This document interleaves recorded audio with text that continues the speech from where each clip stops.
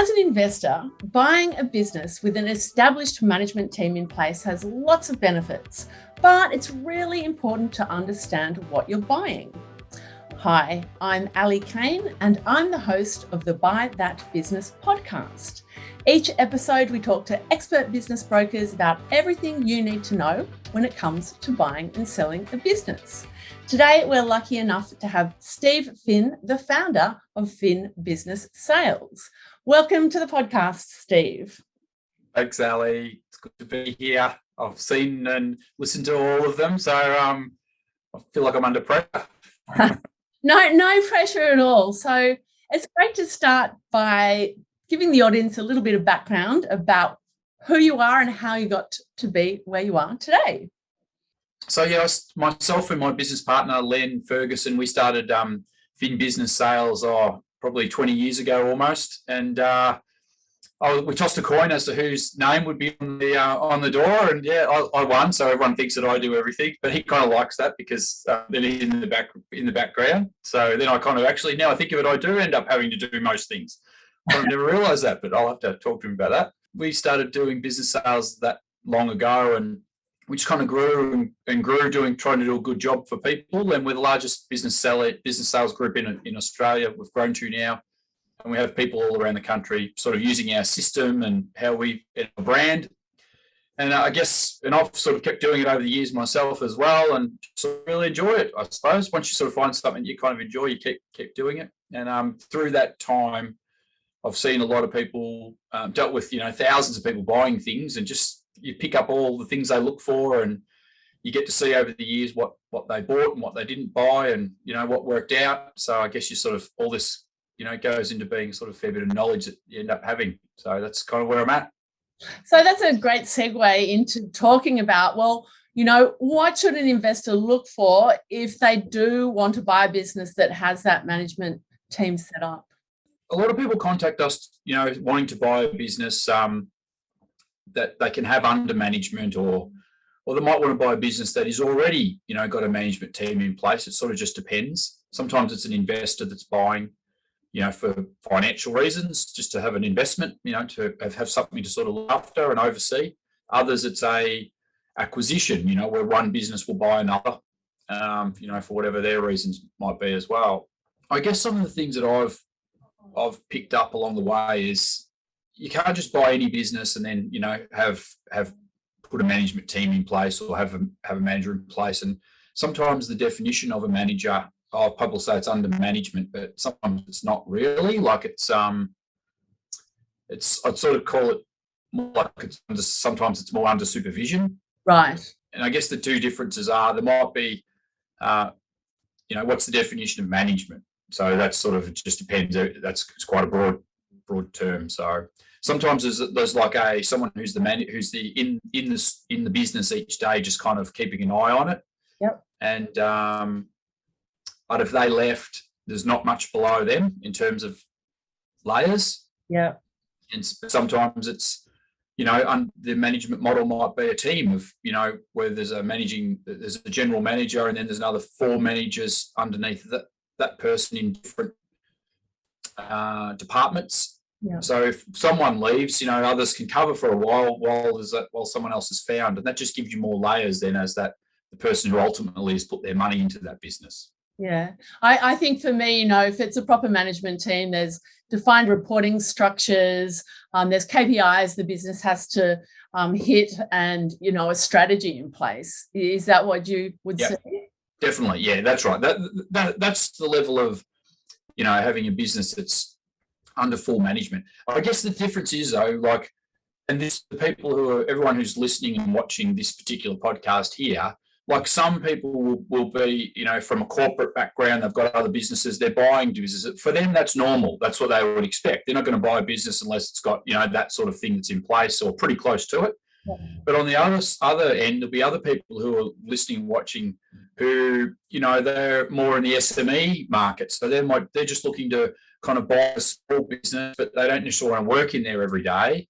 But that business, it can lend some of the things from that corporate structure you're saying. It just doesn't have it doesn't make enough money to be able to pay a lot of people to have a full management team. There might be one manager, that's it, and then some staff. Or there might be a manager and an assistant manager, but the assistant manager might be 20, 22 years old. Yeah. So it's just different. It's just different. So I think, for the purpose of today's discussion, I think the corporate side, that's a given, so we know that that's what needs to be in place. The only thing I'd say about that is, just if you're a business buying another one, obviously you'll know that industry, otherwise you wouldn't be doing it. Yeah. And if you're in private equity, you're going to know that because you wouldn't be doing it. So it's more around the smaller market. Maybe we kind of have a limit where I think if it's under $2 million in enterprise value, so in the value of the business it sells, generally it's one family buying it off another family. Sure. It's not so much a corporate acquisition when it's below that couple of $1 million mark, because the business at that level probably makes any, maximum, $600,000 or $700,000 profit. So at that level, for a corporate type business, it's not enough money generally to add much, to make much difference to them. But to a family, it's a good amount of money. Yeah, absolutely. And look, I can imagine that, with the figures, something like 80% of all businesses in Australia are small businesses. There's a lot of action at that level. Huge amount. This is where most of it is. That's exactly right. So, and I think the things that I was just going to sort of pass on that I've picked up over that time is, really what you want to look for is there's some businesses that you can't really buy and necessarily put under management or have a manager in. Yep. It's just that you need to have, there's certain boxes that need to be ticked to be able to do it. Otherwise, as soon as one thing goes wrong, you're in there. You're going to be the one person who's in there now. Yes. If you've got a job, or you've got other things that you do, or you just don't have the time to be able to do that, if you can't get in there and be the person who needs to go in and run things while your manager's gone, then that whole investment of yours is now at massive risk. So you might have put $400,000 into it. And believe me, within a year, that business can be worth, you might have paid $400 for it and was making that amount of money. If you do 6 or 12 months where it's sort of left to largely its own devices, you're trying your best, you've probably got a crap life while this is going on because you're trying to do everything. You can't do anything when your time's under pressure. That business can be worth 150 grand within a year. Oh, wow. So you can lose that amount of capital value in your business if it's like that. So you just got to be mindful of that before we buy something. I think most people are, but not everyone is, because they'll come to us and sell them when they're at that point. Oh, I bought this for 400. I haven't been able to sort of handle it, etc. Now we need to sell it, and I want my 400 back. And we'll say, well, now it's not worth that because it's the returns that it's making. It might have done it in the past, but people buy it on what it's mainly been doing now. What a sad situation when that happens. Happens a lot. Like I'm not saying it happens every time, obviously, but I would say it happens in, so if you just look at people who buy a business for that reason, not to necessarily work in it themselves all the time, I reckon it happens 25% of the time. Wow. So they'll buy it, and because it's sort of like, oh, that person's a good manager, or there'll be a family member, oh, my brother or sister's going to come in and run it. So they sort of feel safe in a family member. They're not going to let me down, and they are reliable and trustworthy. But things in their life can change too. They get offered a job somewhere for 50 grand a year more. Well, they're going to take it. Absolutely. Things like that. That's the stuff that sort of ends up happening. So I personally, because I look at a lot of things that I would buy and I'm interested in buying. Yep. But for me, I can't be that first cab off the rank. Like I need probably 2 layers in between. So there's that manager that's there. Then I need another layer who can come in if something goes wrong, and I probably need another layer just in case. And for me, then I'd feel safe.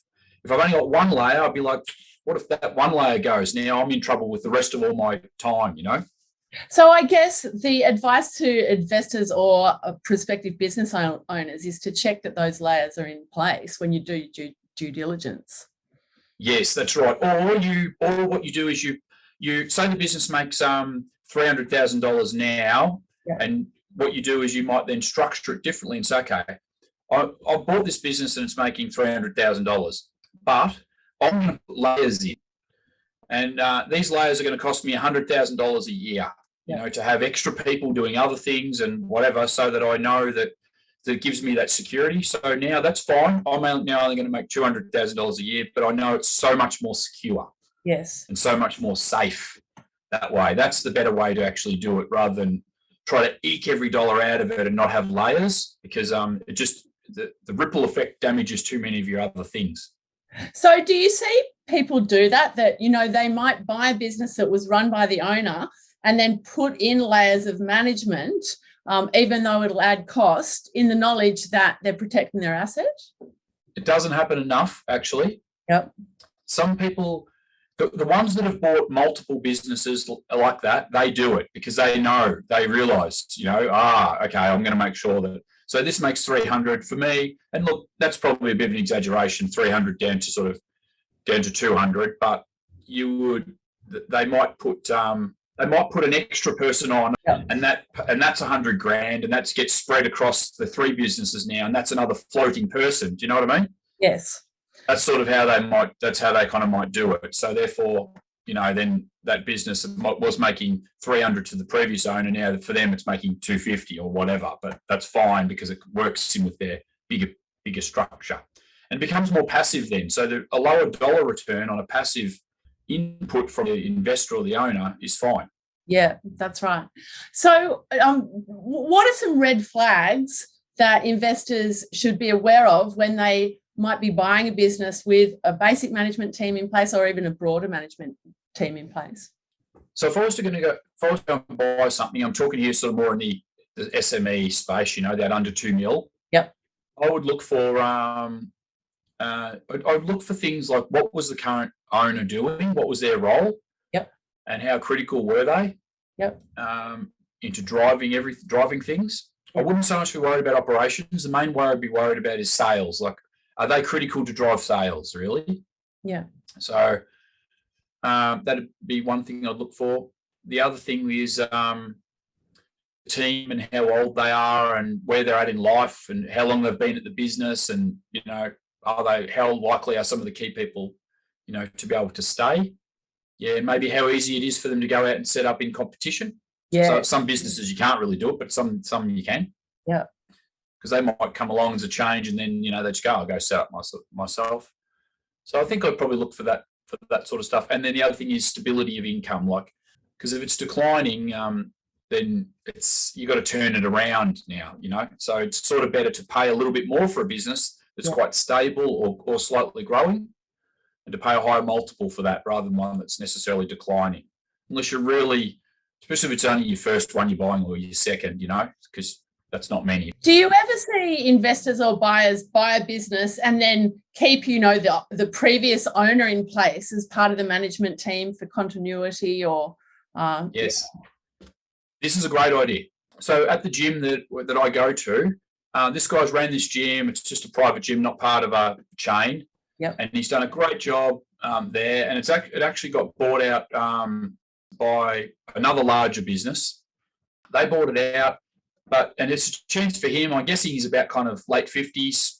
So he was able to so basically they bought it off him, and then they said, can you keep running it? He said, yeah, I'd love to. I actually really enjoy it. So it's a perfect scenario there because they're comfortable, obviously, for the reasons, that we know. He's happy. He's got some money off the table, and that can be done. Sometimes we'll structure that. I think in that case, they bought all of it. They might buy 60 or 80% now. Yep. And then another 20%, in a couple of years' time, another 20% in a couple of years' time. So they can take a lot of money off the table now and go and invest that or put it into super, and then get another couple of chunks and quite enjoy. Because, sorry, Ali, I know you didn't ask me this, but this is sort of relevant to that particular guy who's that owner then in that case, because a lot of people don't want to sell, and some people who are listening and watching today will know this as a business owner. Sometimes you don't want to sell because you actually don't know what you're going to do next. Like, that you should, and if someone owes you money and everything, but it's actually becomes more of a human thing. It's like, well, if someone comes and what am I going to do next? And this is part of my identity, what I do every day.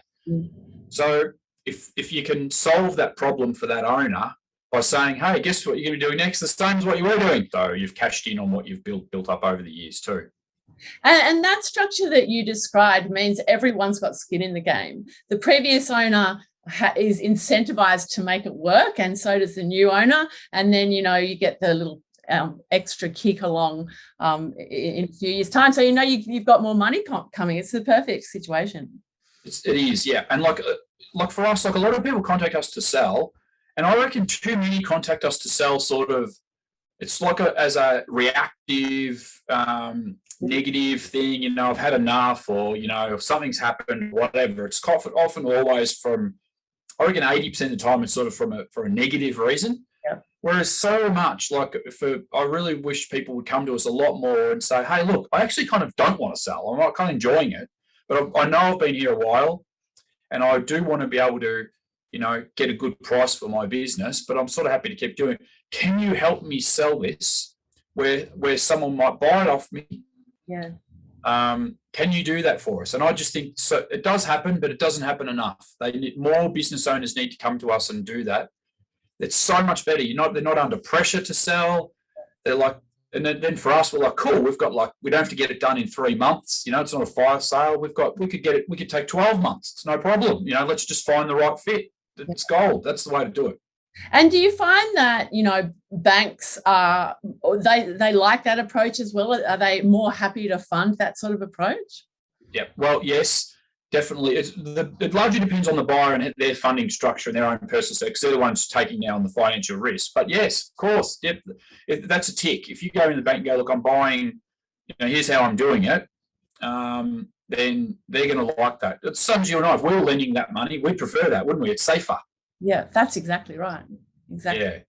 So, Steve, we're coming towards the end of the podcast, but I always like to ask my guests at the end of it, what's your best piece of advice for someone in this situation that wants to buy into a business that has a basic management structure in place? What's the best way to make a successful transaction?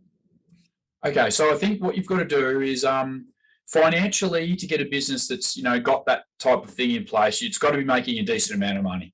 Yep. So I think you've got to have something that's making, the average wage is about $80,000, you know, in Australia, but that doesn't get you far. So if you call it 100,000 that, you know, a person's got to be able to get to just kind of get by. Yep. You know, average person, average age. I know it's different if you're 20 and you live at home. But $100,000, well, I think you've got to buy a business that makes at least 3 times that in terms of its profit. So if you've got a business that makes that, or at least 2 times, we'll say 2 to 3 times, so about $200,000 or $300,000, and at that level, now you've got quite a good amount of profit to be able to deal with it. That gives you a buffer in itself. So that's the first thing. And then the second part to that is you find that business that's making that sort of money that's quite stable.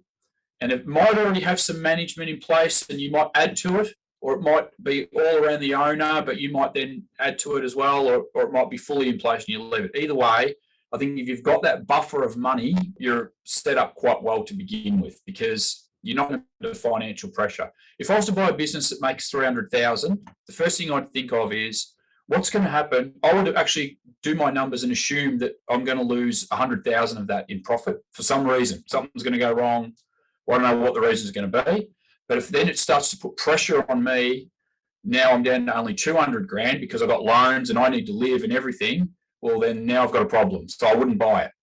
So it's just a matter of sort of getting it structured so that, you know, in your worst case scenario, you set it up so that you're pretty safe that way. And then part of that is then obviously having that management team in place. Great advice. Thanks so much for your time today, Steve. It's been a real pleasure talking to you. No worries, Ali. Thanks a lot. So that's all we've got time for today. If you'd like to get in touch with our guest, please go to the contact details at the bottom of the podcast and get in touch. Thanks so much and goodbye.